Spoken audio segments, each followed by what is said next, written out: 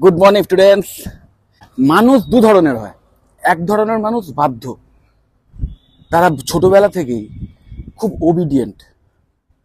গুরুজনেরা মানে তার বাবা মা বা শিক্ষক, তারা যা বলেন চোখ বুজে সেটা শুনে আসে, সেটা পালন করে।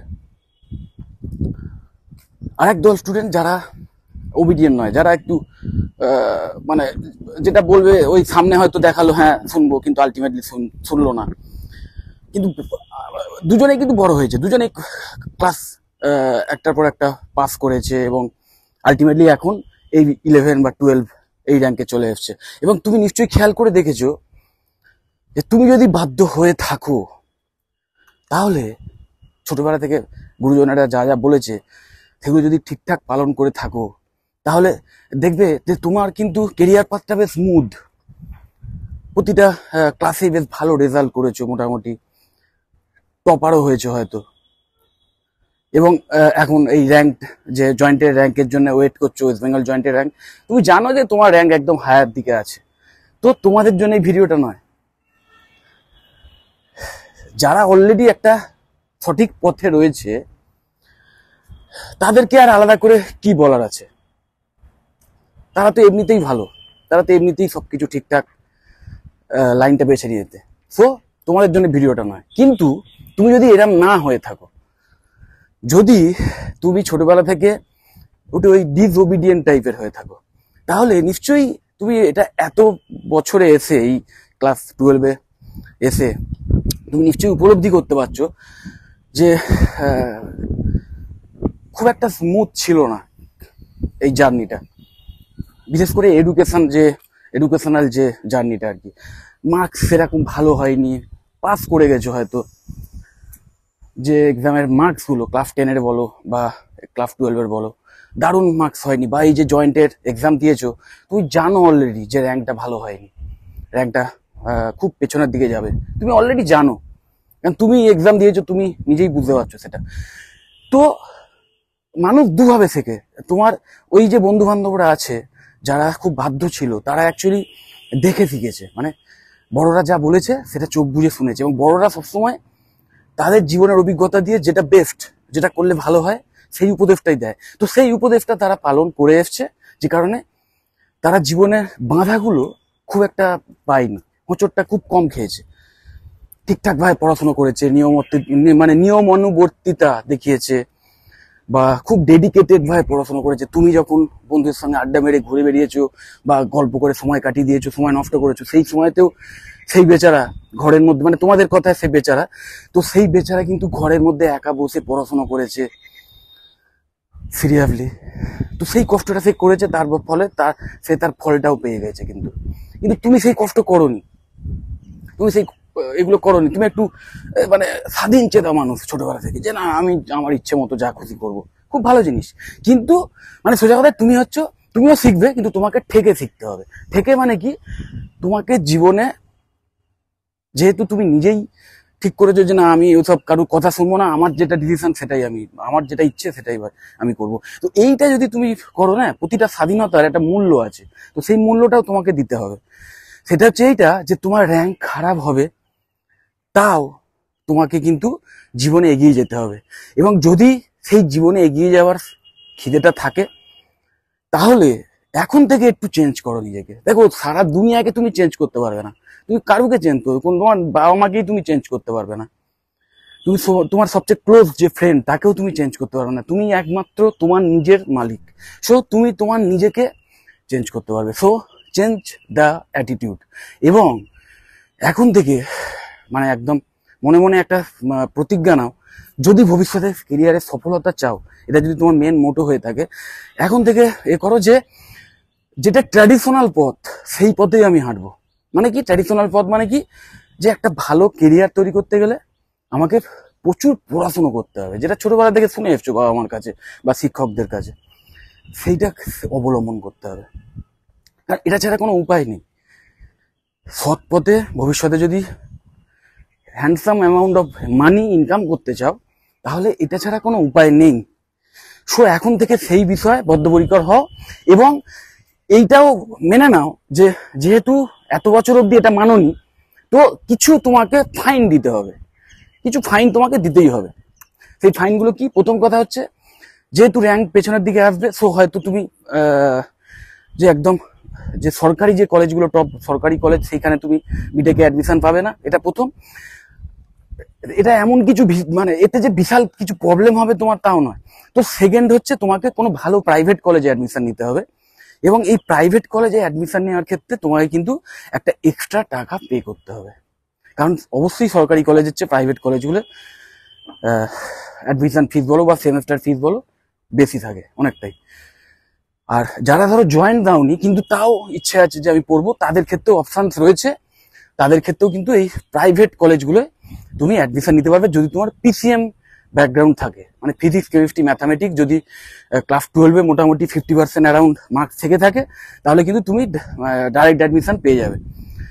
কিন্তু ওই ব্যাপারটা মাথায় রাখবে যে যেহেতু এত টাকা আমার এত ফাইন দিতে হচ্ছে, আমার নিজের ভুলের বা নিজের দোষের জন্যই আমাকে এত খেসারাত দিতে হচ্ছে, তো সেই এবং তার জন্য আমার বাবা মাকেও এত টাকা মানে এক্সট্রা মানি দিতে হচ্ছে, ফাইন দিতে হচ্ছে, তো সেটার ভরপাই কিন্তু এরপরে আমি করবো। কারণ যা হয়ে গেছে হয়ে গেছে, এখন তার উপর তোমার কোনো হাত নেই, কিন্তু ভবিষ্যতে যেটা হতে চলেছে সেটা কিন্তু তোমার হাতে, বা বর্তমানে যেটা হচ্ছে সেটাও তোমার হাতে। তো এই বিষয়ে একদম নিজেকে ফোকাস রাখো যে না, এত টাকা খরচা হবে ঠিক আছে, কিন্তু আমি আমার পুরোটা দেবো, আমি আমার 100% দেবো। এই মেন্টালিটি নিয়ে অ্যাডমিশন নাও। যদি এরকম মেন্টালিটি নিয়ে থাকো, নিতে পারো, এবং নিজের প্রতি যদি কনফিডেন্স থাকে যে হ্যাঁ আমি এখন প্রতিজ্ঞা নিচ্ছি, দুদিন পরে ভুলে যাব, সেই জিমে যাওয়ার মতো, যে বা সেই ফিটনেস চ্যালেঞ্জের মতো, যে এই আজ থেকে শুরু করব, একদম দারুণ একটা ফিগার করবো, কিন্তু ওই 2 দিন 3 দিন 4 দিন কি 1 মাস করার পরও এরকম করলে কিন্তু হবে না।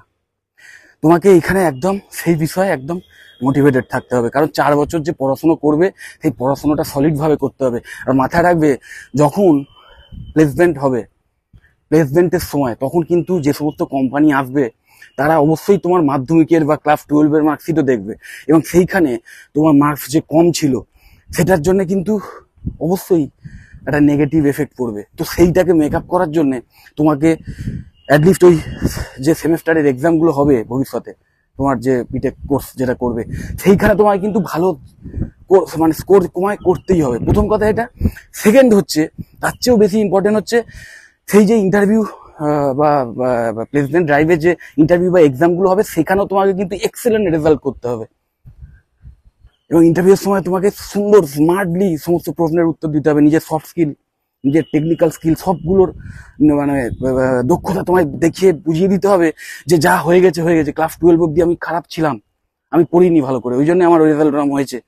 তারা জিজ্ঞেস যখন করবেন বলতে পারবে, কিন্তু আমি তারপরে বুঝেছি, নিজেকে আমি তৈরি করেছি। তো সেই ব্যাপারটা কিন্তু উপলব্ধি করাতে হবে তোমাকে। এবং এমনও হতে পারে যে তারপরেও, যেহেতু অনেক কোম্পানির রুলসই থাকে যে এই মার্কসের ভিত্তিতে আমি এত স্যালারি দেবো, তো হয়তো তুমি স্টার্টিংয়ে দেখবে তোমার হয়তো কোনো বন্ধু যার ভালো একাডেমিক কেরিয়ার ছিল আগেও, সে হয়তো একটু বেশি স্যালারির চাকরি পেয়ে গেছে, কিন্তু তুমি হয়তো সেটা পাবে না, তাও কিন্তু সেই স্যালারির চাকরি তোমাকে নিতে হবে, নেবে। কারণ কি, এরকম নয় যে ওই স্যালারি তোমার চিরকাল থাকবে। তোমার মেন জিনিসটা হচ্ছে, যে কোনো ইন্ডাস্ট্রিতে, একটা এমএনসিতে একবার এন্ট্রি নেওয়াটা হচ্ছে মেন। কারণ একটা এমএনসিতে যখন ফ্রেশারদের কেউ মানে এন্ট্রি দেয়, মানে কোনো এইচআর, সেই কোম্পানির এইচআর, হিউম্যান রিসোর্স যে যারা থাকেন, তারা যখন তাকে হায়ার করে, তখন তাদের শুধু ওই ইন্টারভিউ আর এক্সামের মাধ্যমেই কিন্তু একটা আইডিয়া পেতে হয় যে এর কিরকম কোয়ালিটি, এবং সেটা কিন্তু এনাফ নয়। তাদের এই ক্লাস 12 বা 10-এর রেজাল্টটাও কিন্তু একটা প্যারামিটার থাকে, যেটা দেখে তারা বোঝে যে এই স্টুডেন্টটা কতটা ডেডিকেটেড বা কতটা ভালো মানে মনোযোগ দিয়ে পড়াশোনা করে বা খাটার ক্ষমতা আছে একটা না। এই সমস্ত ব্যাপারগুলো বোঝার জন্য তাদের কিন্তু ওইটাই একমাত্র প্যারামিটার, কারণ তারা তোমাকে দেখেনি, তারা তোমাকে চেনে না, তুমি ফ্রেশার্স।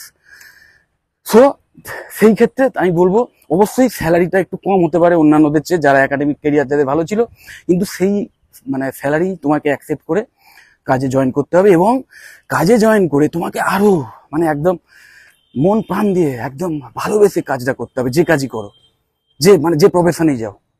কোনো সফটওয়্যার ডেভেলপমেন্ট টিমে যদি ঢোকো, সেইখানে তোমাকে একদম ডেডিকেটেড ভাবে কাজ করতে হবে, এবং যত রকম তোমার স্কিল আছে সেই স্কিল সেটগুলো উজাড় করে দিতে হবে। বা অন্য কোনো মানে কাজে যদি থাকো, কোনো অ্যানালিটিক্যাল কাজে যদি থাকো, বা কোনো সফটওয়্যার টেস্টিং টিমে যদি থাকো, যে কোনো টিমে যদি থাকো, মার্কেটিং টিমে যদি থাকো, যেখানেই হোক, তোমাকে সিরিয়াসলি সেই কাজটা করতে হবে। তোমার যে জব রোল সেটাকে ঠিকভাবে পালন করতে হবে। এবং করে যদি তুমি একবার প্রমাণ করতে পারো যে না, তোমার মধ্যে সেই ডেডিকেশন আছে, তখন কিন্তু সবাই ভুলে যাবে তোমার একাডেমিক ক্যারিয়ার কি ছিল, যে তুমি ক্লাস 10-এ কত পেয়েছিলে, 12-এ কত পেয়েছিলে, কোনো ম্যাটার করবে না। এমনিতেই তোমার স্যালারি হাইক হবে এবং তুমি প্রমোটেড হবে। এবং একবার ওই ছাপ্পা যদি তোমার লেগে যায় যে হ্যাঁ তুমি একজন স্কিল্ড এমপ্লয়ি, তুমি একজন স্কিল্ড ম্যানেজার, এরকম যদি একটা ছাপ্পা তোমার গায়ে এসে যায় না, তখন কিন্তু তুমি একটার পর একটা মানে হার্ডেল পেরোতে পারবে খুব সহজে। কারণ তোমার মধ্যে সেই ডেডিকেশন এসে গেছে এবং তুমি প্রমাণ করতে পেরেছো। এবং তুমি তোমার কোম্পানিতেও উন্নতি করতে পারবে, ইচ্ছে করলে তুমি সেই কোম্পানিতে যে তোমার যে এক্সপিরিয়েন্স সেটাকে দেখিয়ে আরো অন্য কোনো বেটার কোম্পানিতেও তুমি আরো হায়ার পোস্টের জন্য অ্যাপ্লাই করতে পারবে এবং সেখানেও অ্যাকসেপ্টেড হয়ে যাবে। সো এইটা হচ্ছে একমাত্র পথ, যে যা হয়ে গেছে, এখন থেকে আমি আমার মানে এখন থেকে আমি ভালো হব, সোজা কথা, যেটা ভালো, একদম ট্র্যাডিশনাল। মানে সাকসেসের কোনো শর্টকাট অ্যাকচুয়ালি হয় না, যে তোমাকে হার্ড ওয়ার্কিং হতেই হবে তুমি যে কাজটা করছো, এবং হার্ড ওয়ার্ক এবং স্মার্ট ওয়ার্ক। অবশ্যই স্মার্ট ওয়ার্ক এই কারণে, কারণ শুধু খেটে গেলে অবশ্যই হবে না, কোনো পার্টিকুলার একটা বিষয় খাটতে হবে না। তুমি যে বিষয়ে এগোতে চাইছো, তুমি আজে বাজে অন্যান্য কাজ করে বেশি খেটে গেলে এভাবে হবে না, বা এমনভাবে খাটলে যে সময়টা নষ্ট হচ্ছে সেইভাবে না, বুদ্ধি করে খাটতে হবে। কিন্তু অবশ্যই হার্ডওয়ার্ক করতে হবে। অনেকে স্মার্ট মানেই ভাবে চালাকি আর স্মার্টনেস আলাদা জিনিস সম্পূর্ণ। চালাকি মানে আমি ধূর্ততা বা বদমাইশির কথা বলছি। স্মার্ট হতে হবে। স্মার্টনেসের মেন সংজ্ঞা বুঝতে গেলে তোমাকে বিবেকানন্দ, নেতাজি, এদের জীবনের আদর্শটা বুঝতে হবে। এরা হচ্ছে প্রকৃত স্মার্ট, বা তোমার যে শিক্ষক যিনি তোমার আদর্শ, তিনি হচ্ছেন মানে আসল স্মার্ট লোক, তিনি হচ্ছেন আসল স্মার্ট, তিনি হচ্ছেন আসল বুদ্ধিমান। যাই হোক, আশা করি তোমরা কিছুটা হলো আইডিয়া পেয়েছো। যদি এই ব্যাপারে আরো কিছু জানতে চাও, যদি আরো কোনো বিষয়ে কোনো কোর্স সংক্রান্ত ব্যাপারে আমার থেকে কোনো খবর জানতে চাও বা কোনো ইনফরমেশন চাও, তাহলে অবশ্যই আমাকে কল করতে পারো বা আমাকে হোয়াটসঅ্যাপ করতে পারো। আমি অবশ্যই তোমাদের সাজেস্ট করে দেবো সব কিছু বিষয়, বা তোমাদের কোন কোর্সে যাওয়া উচিত সেই সব নিয়েও যদি, বা কোন কলেজ চুজ করা উচিত এইসব নিয়েও যদি কোনো আমার ওপিনিয়ন জানতে চাও, অবশ্যই আমাকে কল করো বা হোয়াটসঅ্যাপ করো। যদি ভিডিওটা ভালো লাগে অবশ্যই লাইক দিও, চ্যানেলটা যদি সাবস্ক্রাইব না করে থাকো এক্ষুনি সাবস্ক্রাইব করে নাও, আর ভিডিওটা বন্ধু বান্ধবদের যতটা পারো শেয়ার করে দাও। টাটা।